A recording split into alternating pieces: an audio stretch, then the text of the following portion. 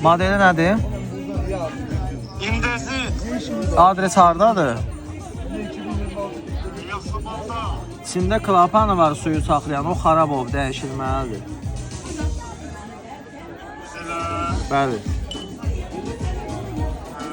O xərci nə qədər olur? Haradasa 50 manat xərci olar.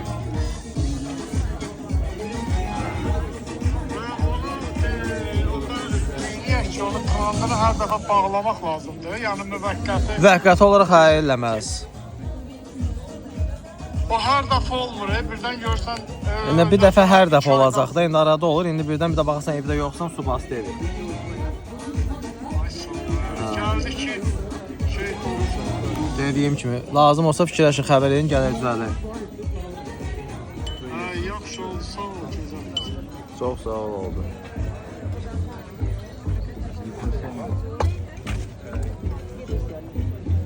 O attım.